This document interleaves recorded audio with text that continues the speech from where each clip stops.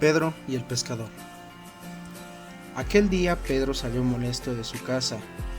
Él pensaba que las prácticas de su hogar eran ridículas, pues él no les encontraba ningún sentido, simplemente sin lógica. Él pensaba, realmente se ven ridículos haciendo eso, hablándole al aire y leer un libro tan antiguo que ya han olvidado todos los hombres, como si alguien nos fuera a escuchar. No les encuentro ningún sentido. Mejor deberían de ocupar ese tiempo para poder prosperar existencialmente en lugar de perder el tiempo con amigos imaginarios.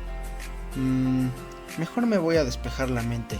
Voy a ir a la playa. Me relaja mucho el sonido del océano. Sí, eso haré. Pedro tomó las llaves, se subió a su auto y arrancó hacia la playa. Al llegar a la playa ya era el atardecer. Decidió buscar un lugar donde sentarse para contemplar la puesta de sol. Entró a la playa caminando sobre la arena y a lo lejos vio que un hombre le estaba hablando. Pedro, Pedro, por favor puedes venir, necesito ayuda. El chico se quedó atónito, pues no entendía cómo ese hombre sabía su nombre. Hijo, ¿podrías ayudarme a amarrar mi lancha? El joven accedió amablemente. Sí, claro, pescador, yo te ayudo. Juntos amarraron el pequeño bote y el hombre le agradeció al joven. Gracias, Pedro. Dios te bendiga. Enseguida, el hombre le dijo, ¿qué te inquieta, hijo? El joven sorprendido le contestó, nada, pescador. El pescador insistió, hijo, yo sé que te pasa algo. No debes de pensar ese tipo de cosas sobre el evangelio y la oración. El chico quedó impactado, pues no entendía cómo es de que el pescador sabía que estaba pensando eso. No encontraba palabras para contestar al pescador. El pescador le dijo, ven, hijo, vamos a caminar. Quiero hablar contigo. El chico lo siguió. Entonces comenzó a hablar el pescador. Dijo, la oración y la palabra son las cosas más preciadas que mi Padre les ha dejado a los hombres, las armas más poderosas contra el enemigo. No entiendo por qué piensas todo este tipo de cosas, pues tus padres te han inculcado eso desde pequeños. El chico le respondió, pescador, es que realmente me parecen ideas absurdas. Simplemente no me convencen en este momento, tal vez más adelante. El pescador insistió, dijo, realmente estás en un conflicto contigo mismo. Depende de ti el cambio, claro. Habla con él. Siempre te estará escuchando en todo momento y déjate usar para que puedas hacer su voluntad y así glorificarle. ¿Acaso no crees en el Rey de Reyes? El chico le contestó, realmente no lo sé, pescador. Me parece realmente ilógico adorar a una divinidad que ha sido su nombre utilizado para cometer fechorías tales como las cruzadas o la Santa Inquisición. Además, la Biblia irá perdiendo su poder poco a poco hasta desaparecer. No me gusta creer en un Dios que le guste ser adorado todo el tiempo. Me parece algo egoísta, ¿no crees? El pescador no le respondió nada en ese momento. Estaba viendo hacia la calle. Se había pasado una patrulla en ese momento. Entonces el pescador le dijo, hijo, quiero ver si te entiendo. Me estás diciendo que no crees en Dios porque su nombre ha sido utilizado para cometer fechorías, ¿no es así? El chico le respondió, claro, pescador, a eso es a lo que me refiero. Me parece que ese nombre entonces está maldito, ¿no? El pescador le dijo, estás equivocado, hijo. Te voy a poner un ejemplo. ¿Ves la patrulla que acaba de pasar? Llevaba a un criminal en él. ¿Qué pasa si ese criminal escapara? Se fuera a las calles, empezara a matar a la gente, empezara a matar niños, empezara a matar ancianos, mujeres, hombres, a todo tipo de personas, si quieres hasta los animales. ¿Qué es lo que pasaría? Lo atrapa la policía, ya lo arrestó. En el momento en el que llega el interrogatorio, le van a preguntar, ¿por qué hiciste eso? ¿Qué pasaría si el criminal contestara: lo hice en el nombre de Pedro? Dime, ¿ese es motivo suficiente para que nosotros los hombres te odiemos? Pedro no respondió nada en ese momento. Unos momentos más tarde le contestó: sí, pescador, creo que tienes razón. No hay que maldecir el nombre de Dios por causa del hombre. Pero ¿qué me dices de la Biblia? Para mí ha perdido mucho poder. Ya no tiene la misma influencia en los hombres como la tenía antes, ¿no crees? El pescador no contestó nada. Vio en la arena sentada una familia en un día de campo. Estaban leyendo la Biblia. El padre le estaba leyendo la Biblia a su esposa y a su pequeño hijo. Entonces el pescador volteó hacia Pedro y le dijo: Pedro, ¿ves a aquella familia que está allá? Sí, pescador, los veo. ¿Qué tienen de especial? Son hijos de Dios, Pedro. Son personas buenas. Cumplen la voluntad de mi Padre. Mas, sin embargo, también hay personas como la gente arrogante, la gente agnóstica, la gente atea, que no le gusta cumplir la voluntad del Padre, simplemente no quieren seguir las reglas del juego. El Evangelio no ha perdido su poder, al contrario, ha tenido hasta más poder en los últimos tiempos sobre las personas. Solamente voltea a ver Medio Oriente en la actualidad. Mucha gente está muriendo por causa mía. El Pedro se quedó atónito, no sabía qué contestar. El pescador continuó: Pedro, el Evangelio sigue siendo el mismo. El hombre que lo acepta será bendito. El hombre que lo repudia será maldito. No debes de tener ese tipo de dudas. Pedro le contestó: pescador, creo que tienes razón.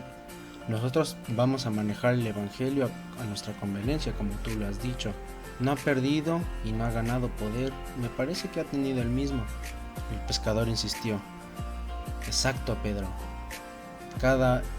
Seguir el Evangelio depende de cada uno de ustedes. Pedro afirmó con la cabeza y le preguntó al pescador: pero ahora explícame el tercer punto. ¿Por qué hay que adorar a un Dios tan egoísta, que le gusta ser adorado todo el tiempo? No encuentro lógica en ello. Si es todo amor, ¿por qué debe de ser tan egoísta? El pescador volteó a ver hacia la calle nuevamente. Iba pasando un camión que se dirigía al museo. Contenía estatuas y algunas pinturas invaluables. Entonces volteó a ver a Pedro y le preguntó: Pedro, por favor, dime un nombre de algún pintor, el que tú quieras. Pedro se quedó pensando un momento y dijo: Leonardo da Vinci. El pescador le preguntó: ¿para ti Leonardo da Vinci es una personalidad dentro del mundo artístico? Claro, pescador. Ha pintado la obra más influyente en toda la historia de la pintura. La Mona Lisa no es cualquier cosa. El pescador le preguntó: entonces para ti debe de ser reconocido por su obra. Pedro le respondió: ¿qué preguntas son esas, pescador? Pues claro, ha pintado, como te lo había dicho, una obra invaluable. No tiene valor, es demasiado valiosa para ser costeada. Además, su nombre debe de ser pronunciado con respeto cada vez que se refiera a él, pues es una personalidad dentro de su materia. Muy bien, Pedro. Te voy a decir ahora. Tú dices que Dios no debe de ser adorado todo el tiempo porque te parece egoísta. ¿Y por qué no te has puesto a pensar que tú vives dentro de su obra? Pedro se quedó callado. No supo qué responderle en ese momento al pescador. El pescador continuó: al artista se le debe de reconocer por sus obras, tienes razón. Nunca va a ser más importante la obra que el artista, sino el artista que la pintó, porque fue el que la diseñó. no es cualquier cosa, como tú dices, es algo de suma importancia. Las obras hay que saberlas manejar como lo son, y las obras son obras de arte, y la obra del Padre es una obra de arte también, es el arquitecto perfecto. Pedro se quedó callado, no sabía qué responderle al pescador. Continuó callado, y el pescador le dijo: vamos, Pedro, sentémonos en la arena. Necesitas relajarte y ordenar tus ideas. Pedro lo siguió y se sentaron en la arena a contemplar la puesta de sol juntos. Pedro, unos minutos después, le dijo al pescador: pescador, creo que tienes razón. Mi necedad y mi arrogancia me han cegado de lo que realmente es importante en esta vida. No hay explicación y no hay motivo para no adorar a Dios. Exacto, Pedro, has caído en un punto clave del que yo quería que llegaras. El rey no es malo, porque recuerda, la arrogancia del hombre es creer que él es el centro del universo, cuando ni siquiera es uno de los bordes. Sí, tienes razón al creer de que somos la creación maestra del Padre, pero no por eso te tienes que sentir el centro del universo. Tienes que vivir para Él, pues Él te dio la vida, Él te dio la realidad, Él te ha dado todo lo que tienes en esta vida. Tienes que ser agradecido. Recuerda que el Hijo del Hombre pronto llegará, y el día que te pares frente a Él y te pregunte por qué eres digno de entrar en el reino de los cielos, ¿tú qué le contestarás? Pedro le respondió: pues no sé, pescador, yo creo le mostraría mis obras buenas en esta tierra. Yo fui una buena persona, no siempre me comporté mal. El pescador inmediatamente le contestó: Pedro, estás en lo incorrecto. La entrada al cielo no se compra con buenas obras, Pedro, es una idea errónea que tienen los hombres. Se paga con la cruz del Hijo del Hombre, porque Él ha tomado todos tus pecados, los ha metido en un costal y se los ha cargado Él a la espalda, para que tú puedas hacer su voluntad. Ya ni siquiera te está pidiendo una vida perfecta, Él simplemente te está diciendo: vive como yo te lo estoy pidiendo y yo te daré la entrada al reino de los cielos.